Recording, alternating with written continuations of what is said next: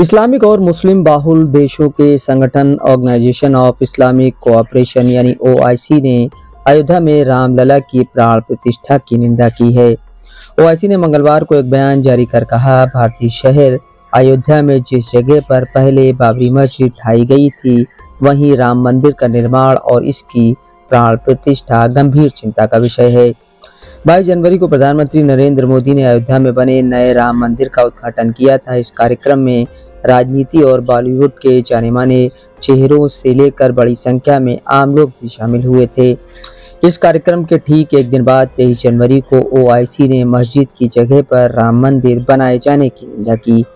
अपने बयान में OIC ने कहा, OIC देशों के विदेश मंत्रियों के काउंसिल की पिछली बैठक में जाहिर रुख के मुताबिक इन कदमों की निंदा करता है, जिनका लक्ष्य बाबरी मस्जिद जैसे महत्वपूर्ण इस्लामिक स्थलों को मिटाना है। बाबरी मस्जिद उसी स्थान पर 5 सदी तक खड़ी थी। OIC इस्लामिक या मुस्लिम बाहुल देशों का संगठन है। इसके कुल 57 देश सदस्य हैं। OIC में सऊदी अरब का दबदबा है, लेकिन सऊदी अरब दुनिया के उन टॉप 10 देशों में भी शामिल नहीं है जहां मुस्लिम आबादी सबसे ज्यादा है। हालांकि इस्लाम के लिहाज से मक्का और मदीना के कारण सऊदी अरब काफी अहम है। मुस्लिम आबादी के लिहाज से भारत, इंडोनेशिया और पाकिस्तान के साथ शीर्ष 3 देशों में है। प्यू रिसर्च के मुताबिक मुसलमानों की आबादी 2060 में सबसे ज्यादा भारत में होगी और दूसरे नंबर पर पाकिस्तान होगा। भारत मुस्लिम आबादी के लिहाज से शीर्ष 3 देशों में होने के बावजूद OIC का सदस्य नहीं है। 2006 में 24 जनवरी को सऊदी अरब के किंग अब्दुल्ला बिन अब्दुल अजीज भारत के दौरे पर आए थे। इस दौरे में उन्होंने कहा था कि भारत को OIC में पर्यवेक्षक का दर्जा मिलना चाहिए। सऊदी के किंग ने कहा था कि यह अच्छा होगा कि भारत के लिए यह प्रस्ताव पाकिस्तान पेश करे।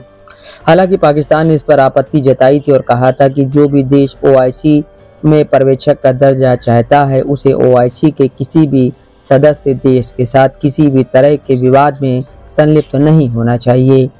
यरूशलेम की अल-अक्सा मस्जिद पर मोरक्को की राजधानी रबात में 1969 में आयोजित इस्लामिक समिट कॉन्फ्रेंस के बाद से ही OIC और भारत के रिश्तों में उलझन रही है।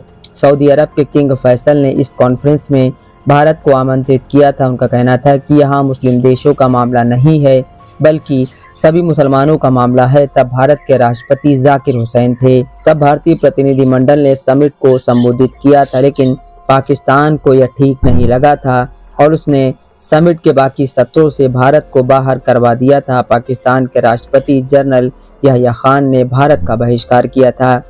OIC चार्टर के मुताबिक संगठन के लक्ष्यों को बढ़ावा देने के इच्छुक मुस्लिम देश की सदस्यता के योग्य हैं, लेकिन गैर मुस्लिम देशों को OIC में पर्यवेक्षक का दर्जा मिला है और कुछ को पूरी सदस्यता भी है। 2005 में रूस ऑब्जर्वर के तौर पर शामिल हुआ। 1998 में थाईलैंड को भी पर्यवेक्षक का दर्जा मिला, जबकि वह बौद्ध बाहुल देश है। यह पहली बार नहीं है जब OIC ने भारत से जुड़े किसी मामले को लेकर बयान जारी किया है। यह संगठन पहले भी अलग अलग मुद्दों पर ऐसा करता रहा है। जम्मू कश्मीर से अनुच्छेद 370 हटाने की भी OIC ने निंदा की थी और इसे भारत सरकार का एक तरफा फैसला बताया था।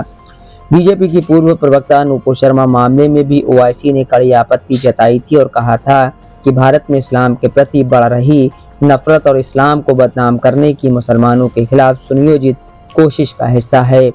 हालांकि OIC की तरफ से जारी बयानों को भारत ने हमेशा खारिज ही किया है। जम्मू कश्मीर से अनुच्छेद 370 को हटाने पर OIC की प्रतिक्रिया पर भारतीय विदेश मंत्रालय ने गलत इरादे से दिया बयान कहा था। Bureau report, Dastak live news.